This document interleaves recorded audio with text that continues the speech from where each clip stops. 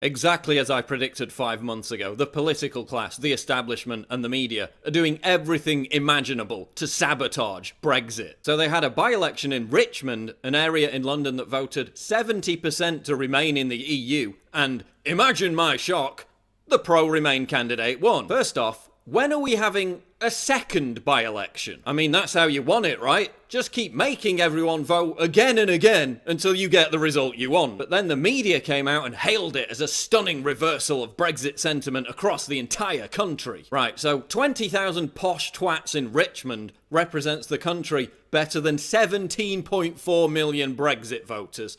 I don't think so. So you got 70% of the vote for Remain, but only 50% of the vote for the Remain candidate, Sarah Olney. Let me do the maths here. You lost 20% of the vote in an area that was already overwhelmingly pro-Remain. How on earth is that a repudiation of Brexit? Olney said that Brexit supporters were intolerant, backward-looking and divisive. A regurgitation of the narrative that anyone who voted for Leave is a racist bigot who just hates immigrants. Isn't it interesting that Olney and her supporters like to virtue signal about how tolerant and pro-diversity they are, while choosing to live in the whitest area of London possible? Yeah, if you're so convinced about the wonderful cultural enrichment that mass immigration brings, why do you reside in the area with the least number of immigrants? Pretty racist, if you ask me. And while we're on the subject of intolerance, it's Vote Remain supporters who have been the most intolerant of Brexit voters, disowning them, smearing them, publicly shaming them, attacking them in the street, wishing deadly illnesses upon their babies. Olney also said that she would, quote, vote to override the referendum result. So let me get this straight.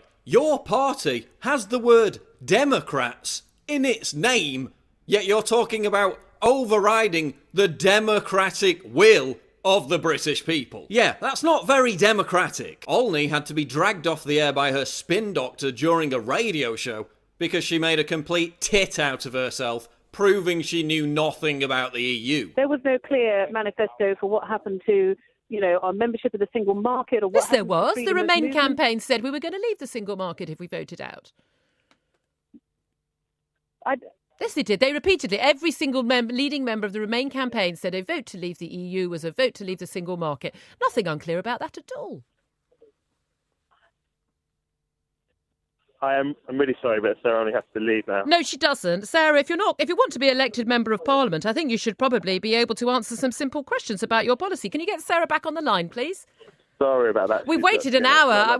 I don't know who you are. We've waited an hour to have this interview. If she doesn't want to answer questions from a radio station, perhaps she's not fit to be an MP. And they had the temerity to call Vote Leave supporters low information. This all happened after a ruling by a bunch of corrupt Europhile High Court judges who said that when we all voted for the government to implement Brexit, it didn't really mean that we were voting for the government to implement Brexit. That's strange, because when I received this letter from the government before Brexit, it said the government will implement what you decide. It didn't say your vote is worthless because we'll just keep having referendums until we get the result we want. It didn't say your vote is worthless because a bunch of twattish celebrities, corrupt judges and lefty politicians will whine and bitch for months to try and subvert and sabotage a democratic result because they lost and they're butthurt about it. It didn't say your vote is worthless because your own supposed representatives will demand a parliamentary vote and then vote against the democratic decision of their own constituents. It didn't say your vote is worthless because we'll insert endless amendments to water it down to the point where it's unrecognisable from what you thought you were voting on in the first place. And now we're about to have another bunch of corrupt Europhile judges tell us once again that our vote meant nothing, while the media lectures us to not be mean to the corrupt Europhile judges, while Remain pressure groups celebrate the High Court ruling as a victory for parliamentary sovereignty, as they support the very entity, the EU, that has completely eviscerated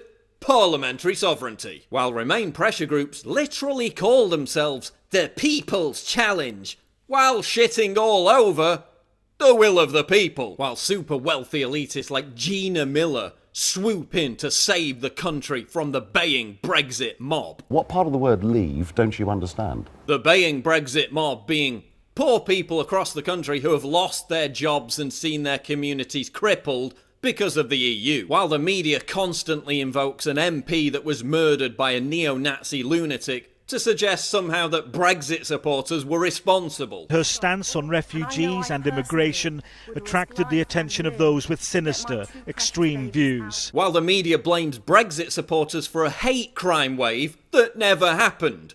Hate crime prosecutions actually fell, while the BBC and Sky News compete with each other to see who can suck the most globalist dick. While Tony fucking Blair, the war criminal, rises from whatever godforsaken crypt he's been hiding in to scorn the silly plebs for daring to defy the globalists who know what's best for them. While thousands of libtards, the same ones who protested against Blair's bloodletting, crowd the streets to virtue signal about how we need to remain in the EU because love, or something.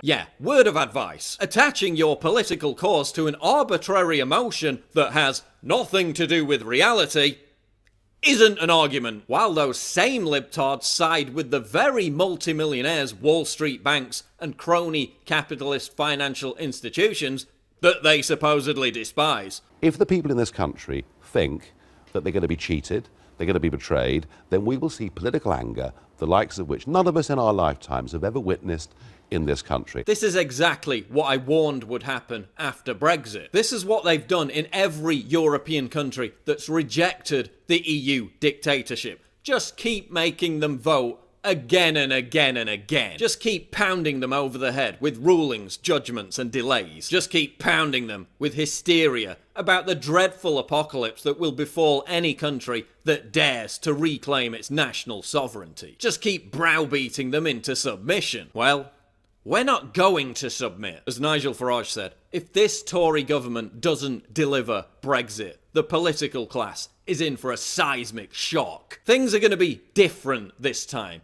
We're done putting up with your crap. There's a populist revolution sweeping the West in America, Italy, France, Germany, Holland, and we're not going to let you stand in the way of it.